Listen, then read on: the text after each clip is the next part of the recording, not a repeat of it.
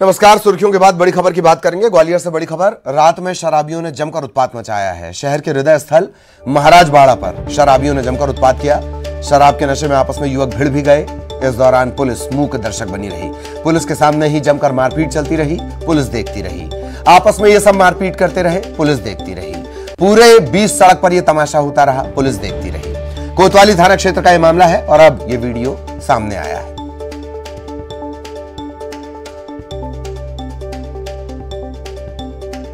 ग्वालियर का हृदय स्थल और वहां शराबियों ने उत्पात मचाया।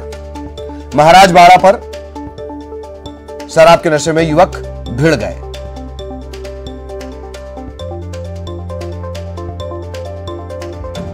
पुलिस के सामने ही ये मारपीट करते रहे। सहयोगी सुशील इस वक्त हमारे साथ जुड़े हुए हैं। सुशील के पास आपको लिए चलेंगे। सुशील, पूरी घटना की जानकारी विस्तार से दें। अब क्या कुछ कर रही है? जो पुलिस कल तमाशा देख रही थी, अभी उसने क्या कुछ किया है, यह भी बताएं सुशील। बिल्कुल, देखिए, ग्वालियर का महाराजबाड़ा इलाका है, सबसे पॉश इलाका, सबसे हाई प्रोफाइल इलाका, सबसे ज़्यादा जहां लोगों का जमावड़ा होता है। वीआईपी से लेकर व्यापारी तक यहां जमा होते हैं। उसी महाराजबाड़ा पर इस तरह की तस्वीर सामने आई है जहां शराबियों ने रात में उत्पात किया और एक दूसरे से मारपीट करते रहे। लात घूसों से मारपीट चलती रही। लगभग आधे घंटे से ज़्यादा का पूरा ये घटनाक्रम रात में चलता रहा। इस दौरान साफ तस्वीरों में नज़र आ रहा है कि पुलिस भी वहाँ दिख रही है, लेकिन पुलिस एक तरह से तमाशबीन की तरह नज़र आ रही थी और ये पूरा घटनाक्रम आधे घंटे तक चलता रहा। इसमें देखने से यही लगता है कि कहीं ना कहीं पुलिस जो है खुद इस तरह के जो विवाद है उनसे किनारा कर रही है, क्योंकि पुलिस वाले इस घटना को रोकने के बजाय वहाँ मूक दर्शक बनकर देखते रहे, तमाशाई बनकर देखते रहे। चूंकि ये वीडियो सोशल मीडिया पर वायरल हुआ है, तो अब पुलिस इस मामले में कार्रवाई करने के लिए तैयारी कर रही है। अब लगातार सोशल मीडिया पर सुबह से ही जब ये वीडियो वायरल हुआ है, तो कहीं ना कहीं पुलिस की जो कार्यप्रणाली है उस पर भी सवाल खड़े हुए हैं, क्योंकि अगर महाराजबाड़ा जैसे पोश इलाके में, वीआईपी इलाके में इस तरह से सरेआम शराबियों द्वारा उत्पात मचाया जाता है, तो फिर शहर के अन्य इलाके जहां पर क्राइम रेट ज़्यादा है वहां के हालात क्या, ये आसानी से समझा जा सकता है। तो ये तस्वीर बयां करती है कि कहीं ना कहीं ग्वालियर की छवि इससे धूमिल होती है कि महाराजबाड़ा जैसा इलाका जहां पर शराबियों का इस तरह से उत्पात चलता रहा रात के वक्त, तो वाकई इस तरीके से उत्पात हो रहा है और अभी भी मेरा ख्याल है पुलिस के पास कोई साफ जवाब नहीं है। बहुत बहुत शुक्रिया सुशील इस तमाम जानकारी के लिए। सुशील हमारे सहयोगी विस्तार से जानकारी दे रहे थे। 20 सड़क पर यह पूरा तमाशा होता रहा। इधर रायपुर से बड़ी खबर आपको बता दें। रायपुर में एक युवती की हत्या हुई है और श्रद्धा मर्डर केस जैसा शुरुआती तौर पर ही नजर आता है।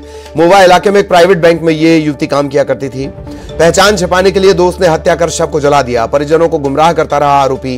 कोरबा की यह मृतक रहने वाली थी। ओडिशा के तरई केला जंगल में यह शव मिला है। मोवा थाने में 22 नवंबर को गुमशुदगी का मामला दर्ज हुआ। 24 नवंबर को जंगल में अधजली लाश मिली है।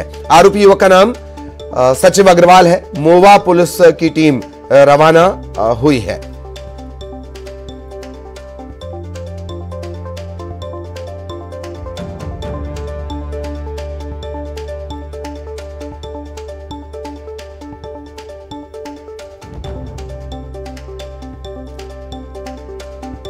तो रायपुर से ये बड़ी खबर। मोवा इलाके में एक प्राइवेट बैंक में काम करने वाली युवती की हत्या कर दी गई है और पहचान छिपाने के इरादे से शव को जलाने की भी कोशिश की गई। एक और खास बात कि जो आरोपी है वो परिजनों को लगातार गुमराह करता रहा। न सिर्फ परिजनों को बल्कि कानून को भी गुमराह करता रहा। इसी तरह का मामला जबलपुर में सामने आया, जहां एक सिरफिरे ने अपनी प्रेमिका की हत्या की मेखला रिसोर्ट में और इसके बाद लगातार उसके मोबाइल का इस्तेमाल करता रहा। यही आफताब ने भी किया। इन तीनों आरोपियों में एक बात कॉमन, तकनीक का इस्तेमाल पुलिस को, परिजनों को गुमराह करने में तीनों ने किया।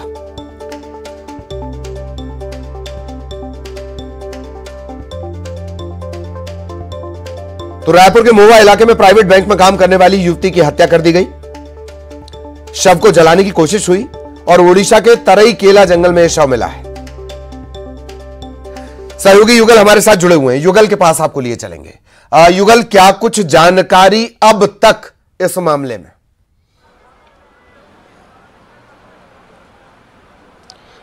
देखिए ललित, उड़ीसा के तराईकेला जो क्षेत्र है उस जंगल में अधजली लाश है वो मिली थी और पूरी तरह से इसे छुपाने को, हत्या को छुपाने का प्रयास है वो किया जा रहा था।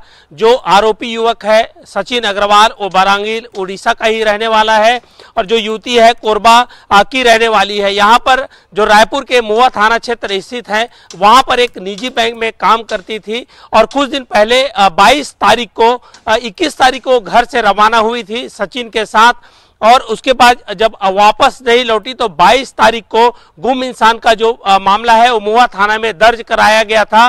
और बड़ी बात ये कही जा सकती है कि 24 तारीख को उसकी जो लाश है, अधजली लाश है, वो जंगल में मिली है। उसके बाद पूरी तरह से जो है झकझोर देने वाली ये घटना है और हत्या के बाद ये पूरी तरह से शव को छुपाने का और जो पहचान छुपाने का ये जो प्रयास है वो किया जा रहा था। ठीक दिल्ली में जिस तरह से हुई थी जो श्रद्धा मर्डर, उसी तर्ज पर इसे करने की कोशिश की जा रही थी। अभी पुलिस की जो प्रथम दृष्टि जो जांच है उसमें कहीं ट्रायंगल का यह मामला नहीं है, उस बिंदु से जांच कर रही है। रायपुर की जो वहाँ मोआ पुलिस है उसने टीम गठित की है और टीम रवाना भी हो गया है। और इसके अलावा जो तराईकेला जो थाना है वहाँ पर यह मामला दर्ज हुआ है, वहाँ उड़ीसा पुलिस भी इस मामले पर जांच कर रही है। और इससे पहले जो सचिन जो अग्रवाल है, जो आरोपी है, वो इस तरह से हमेशा गुस्सा में रहता था। ये जो जांच है अभी प्रथम दृष्टया पुलिस में वो सामने में आई है। जी ललित।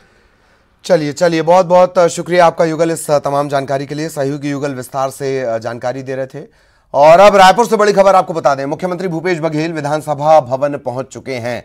कार्यमंत्रणा समिति की बैठक में वो शामिल हुए हैं। आज से विशेष सत्र की शुरुआत हो रही है। 2 दिन का ये सत्र है, 1 और 2 दिसंबर को। एसटी को 32% आरक्षण को लेकर ये विशेष सत्र बुलाया गया है और इसे लेकर जो तमाम दावे हैं दोनों तरफ से, चाहे वो विपक्ष की तरफ से हो या सत्ता पक्ष की तरफ से हो, तमाम दावे किए जा रहे हैं और सदन हंगामेदार रहने के पूरे आसार हैं। 2 दिवसीय ये सत्र है। अभी फिलहाल बैठक चल रही है। बैठक में नेता प्रतिपक्ष और संसदीय कार्य मंत्री शामिल हैं। डॉक्टर रमन सिंह भी इस बैठक में शामिल है। सहयोगी देवव्रत विधानसभा से हमारे साथ जुड़े हुए हैं। देवव्रत, क्या अपडेट? जी, अपडेट सबसे पहला तो ये है कि सदन की कार्यवाही जो है वो शुरू हो गई है। यानी जो आरक्षण के मसले पर विशेष सत्र बुलाया गया था उसकी शुरुआत आज हुई है। 2 दिवसीय ही ये सत्र है और इस दौरान जो है आरक्षण संशोधन विधेयक तो लाया ही जाएगा। साथ ही साथ जो भूपेश सरकार अपने इस साल का दूसरा अनुपूरक जो बजट है वो भी पेश करेंगे। तब ऐसे जो आसार दिखाई दे रहे हैं कि शीतकालीन सत्र के दौरान आमतौर पर ये अनुपूरक पेश किया जाता था, लेकिन अब विशेष सत्र बुलाया गया है तो इसमें भी जो है एक तरह से अनुपूरक पेश किया जा रहा है। बड़ी बात ये कि आरक्षण का मसला ऐसा है कि इसको लेकर के लगातार प्रदेश में सियासत गरमाई हुई है और ठीक भानु प्रतापपुर उपचुनाव से पहले ही ये सत्र बुलाया गया है, इसलिए सियासी बयानबाजियों का दौर भी गर्म है। लिहाजा पूरे सत्र के दौरान हंगामे के जो आसार हैं वो दिखाई दे रहे हैं। फिलहाल की जो अभी अपडेट आपको बता दूं कि इस वक्त जो दिवंगत विधायक हैं और विधानसभा के उपाध्यक्ष रहे हुए हैं मनोज मंडावी, जिनके निधन के बाद भानु प्रतापपुर का उपचुनाव होने जा रहा है, उनको सदन में श्रद्धांजलि दी जा रही है। इसके अलावा दीपक पटेल जो कि छत्तीसगढ़ विधानसभा के पूर्व सदस्य हैं, उनको भी यहाँ पर श्रद्धांजलि दी जाएगी। इसके बाद ये बताया जा रहा है कि जो पिछले बार के अपूर्ण उत्तर थे उसको पटल पर रखा जाएगा और जो वित्तीय वर्ष 2022-23 के जो दूसरे अनुपूरक है उसको एक तरह से पटल पर रखा जाएगा। और सबसे आखिरी में जो मुख्यमंत्री भूपेश बघेल जो है अनुसूचित जातियों, जनजातियों और अन्य पिछड़े वर्गों के अलावा ईडब्ल्यूएस को लेकर के जो नया आरक्षण जो संशोधन है विधेयक उसे रखेंगे। तो कुल मिलाकर के आज ये कहा जा सकता है कि एक बड़ा दिन भी है, क्योंकि आदिवासी आरक्षण को लेकर के जो सियासत चल रही थी शायद यहाँ पर थमती हुई दिखाई दे, लेकिन अभी ये कहा जा सकता है कि सत्र के दौरान विपक्ष ने भी पूरी तैयारी कर रखी है सत्ता पक्ष को घेरने में, लिहाजा हंगामे के जो आसार हैं वो तो दिखाई दे रहे हैं। जी चलिए, बहुत बहुत शुक्रिया देवव्रत। आप लगातार नजर बनाए रखें, आगे भी आपके जरिए अपडेट हम अपने दर्शकों तक पहुंचाएंगे। और अब खबर भोपाल से है, जयस से जुड़ी हुई। जयस ने कांग्रेस की मुसीबतें बढ़ा दी हैं। प्रदेश में जयस अकेले चुनाव लड़ेगी। कांग्रेस विधायक और जयस के संरक्षक हीरालाल अलावा भी जयस से ही चुनाव लड़ेंगे। 80 से 82 सीटों पर जयस ने चुनाव लड़ने की बात कही है। जयस को प्रदेश के कई और संगठनों का समर्थन मिला हुआ है। मिशन युवा नेतृत्व थीम पर जयस चुनाव लड़ेगी। ओबीसी महासभा से जयस की बातचीत चल रही है। दावा यह है कि हमारी टीम की गांव-गांव तक पहुंच है। पढ़े लिखे युवाओं को पार्टी मैदान में उतारेगी।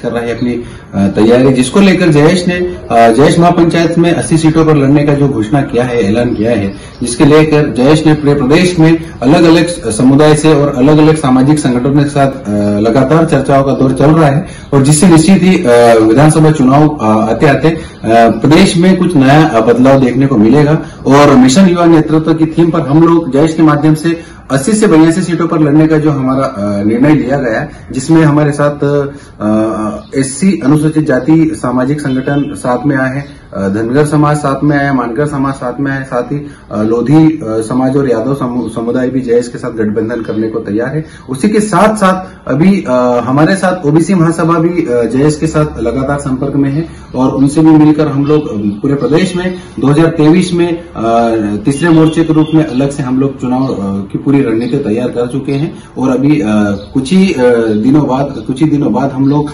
जयेश के माध्यम से हमारे उम्मीदवार की घोषणा करेंगे। तो जयस को लेकर ये तमाम आपने सुना। जय आदिवासी युवा शक्ति संगठन। वासु, पिछले बार जिन 47 में से 31 सीटों ने हेरफेर किया, वहां जयस की ताकत थी ज्यादा। तकरीबन 70 से 80 सीट ऐसी जहां आदिवासी वोट बैंक भारी उलटफेर कर सकता है। इस आंकड़े के साथ अब कांग्रेस मुसीबत में है। बीजेपी का एक धड़ा भी मानता है कि कांग्रेस से ज्यादा बड़ी चुनौती जयस है। यह दबाव देने की स्ट्रेटेजी है या जयस का मन कुछ और? वासु,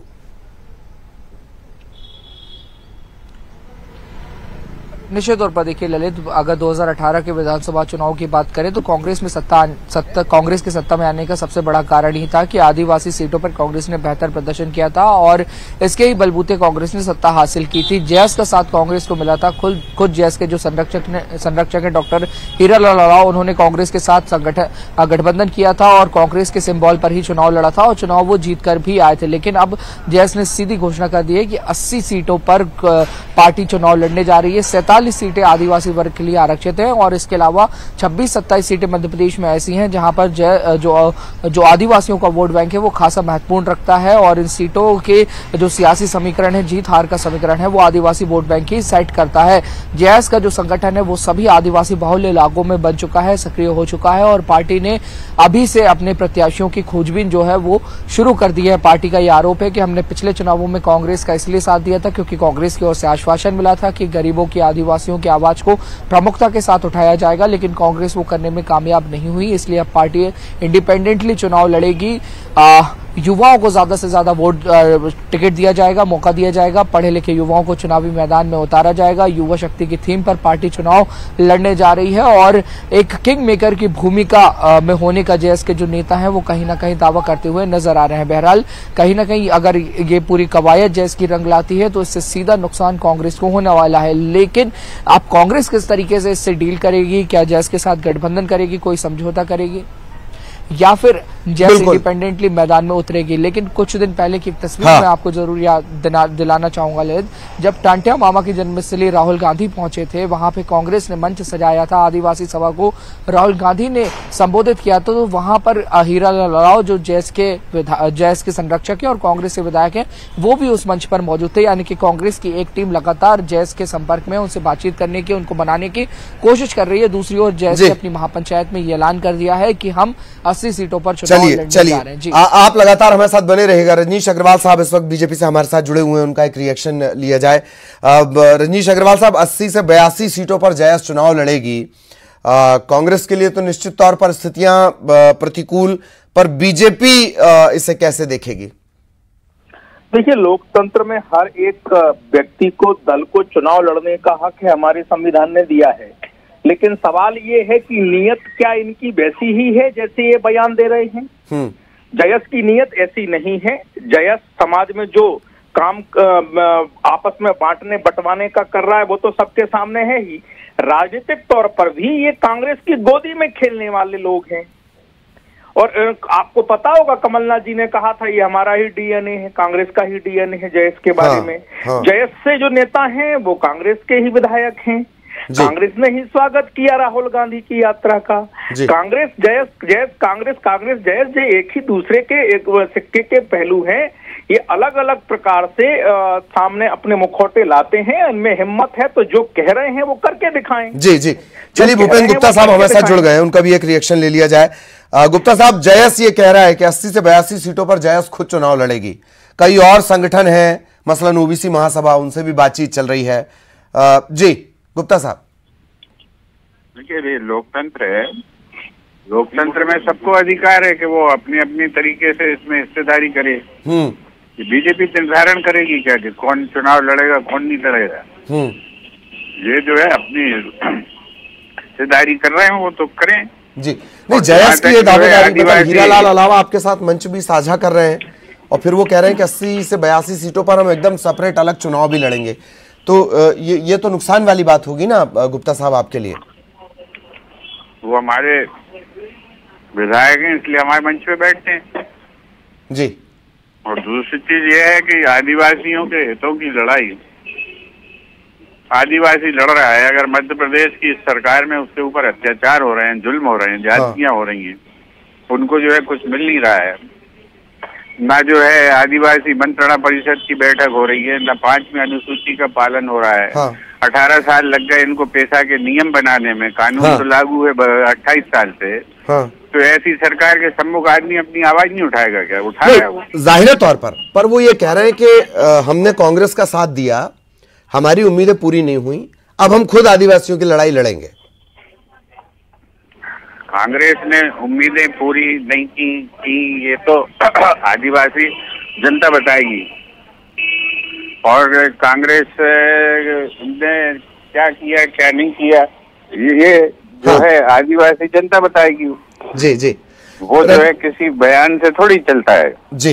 कांग्रेस ने जो 10-11 महीने 15 महीने में जो काम किया है, वो काम अद्भुत है। उन्हीं की तो नकल कर रहे मामा जी। जी जी जी। हमने जो आस्थान योजना बनाई, हमने जो साहूकारी समाप्त की, हमने जो है उनके देव स्थानों के रख रखाव की शासकीय व्यवस्था की, हमने जो है उनकी पट्टे दिलाने की जो जिन्हें अपात्र घोषित कर दिया था मामा सरकार ने, उनको पुनः पात्र बनाने की कोशिश की।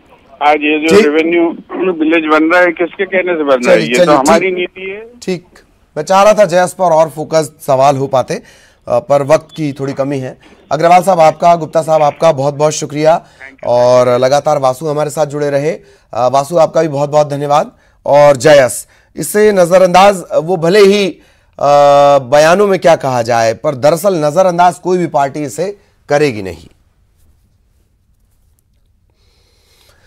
इधर छत्तीसगढ़ विधानसभा का विशेष सत्र आज से शुरू होना है, कुछ देर बाद ये हो जाएगी। और विशेष सत्र पर मंत्री अमरजीत भगत और कवासी लखमा का बयान है।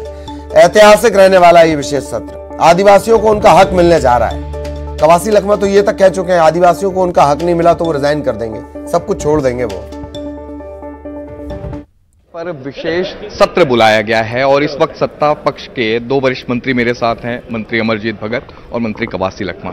इनसे ही जान लेते हैं, आज विशेष सत्र बुलाया गया है, क्या लग रहा है कि जो मंजूरी कैबिनेट में मिली है सदन में भी? आज छत्तीसगढ़ के लोगों के साथ, यहाँ के आदिवासियों के साथ, यहाँ के अनुसूचित जाति के साथ, ओबीसी के साथ बहुत बड़ा न्याय होने वाला है।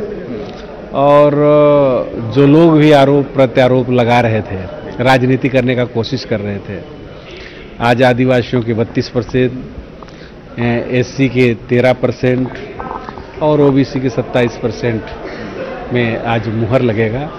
और सबको संवैधानिक अधिकार मिलेगा। आज का ऐतिहासिक दिन होगा। ऐतिहासिक दिन बता रहे, बीजेपी आरोप लगा रही है बार बार कि भाई आप लोग अभी सत्ता में हैं और दलील जो है वो आप लोगों ने पेश नहीं की, और ठीक भानु प्रतापपुर उपचुनाव से पहले ही ये बैठक बुलाई गई।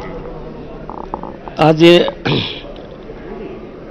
हमारा छत्तीसगढ़ के लिए यह नया रचने वाला दिन है। चाहे बीजेपी हो, कांग्रेस हो, चाहे अन्य पार्टी हो, उसको राजनीति नहीं करना चाहिए, क्योंकि ये विशेष सत्र है। आदिवासी का आरक्षण इन लोग पाप किए थे, आदिवासी को नीचा दिखाने का काम किए थे। जो अनुसूचित जाति को, पिछड़ा वर्ग को जो काम किया था, उसका पाप हम लोग 2 महीना हो गए लगातार भुगते हैं। आज हिंदुस्तान में, दुनिया में एक पहला रिकॉर्ड होगा। भूपेश बघेल का सरकार, कांग्रेस पार्टी का सरकार, आज विशेष सत्र, मैं 22 साल से एमएलए हूं, कभी विशेष सत्र नहीं हुआ। आज विशेष सत्र है। इस सत्र के बाद लग रहा है कि एक आदिवासी जो है वो कांग्रेस के पक्ष में, सौभाग्यशाली लोग होंगे हम लोग। जब मरने के बाद भी एक रिकॉर्ड में नाम आएगा कि भूपेश बघेल के नेतृत्व में विशेष सत्र देकर आदिवासी को 32%, पिछड़ा वर्ग को 27%, अनुसूचित जाति को 13%, सामान्य वर्ग को 4% देने वाला हिंदुस्तान का पहला विधानसभा होगा, हिंदुस्तान का पहला मुख्यमंत्री होगा। तो आने वाले दिनों में ये तमाम जो चीजें हैं ये पता चल पाएगी कि आखिर आदिवासी किसके साथ खड़े दिखाई देते हैं। कैमरा पर्सन इमरान कुरैशी के साथ देवव्रत भगत, न्यूज़ 18 रायपुर। आरक्षण के मसले तो ऐतिहासिक रहने वाला है ये सत्र, और विधानसभा के विशेष सत्र की शुरुआत हो चुकी है। राष्ट्रगीत और राज्यगीत के साथ इसकी शुरुआत हुई है। सदन की कार्यवाही शुरू हो चुकी है। भानु प्रतापपुर के दिवंगत विधायक को श्रद्धांजलि दी गई है, और भानु प्रतापपुर का इस बीच चुनाव, और वो भी एक महत्वपूर्ण, पूर्व विधायक दीपक पटेल को भी श्रद्धांजलि दी गई है। और इस सत्र की शुरुआत हो चुकी है राजगीत के साथ।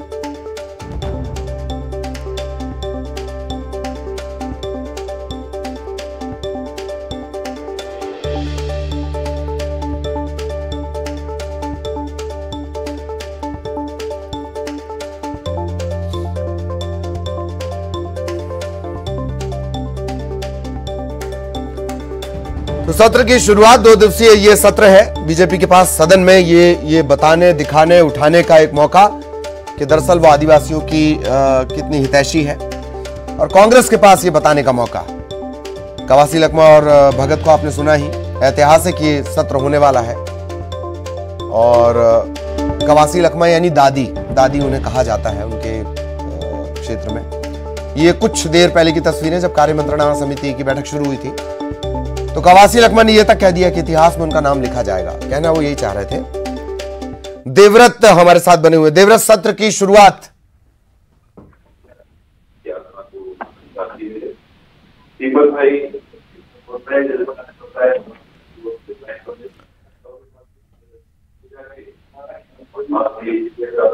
और देवव्रत, आप तक मेरी आवाज पहुंच रही हो तो सत्र की शुरुआत हो गई है।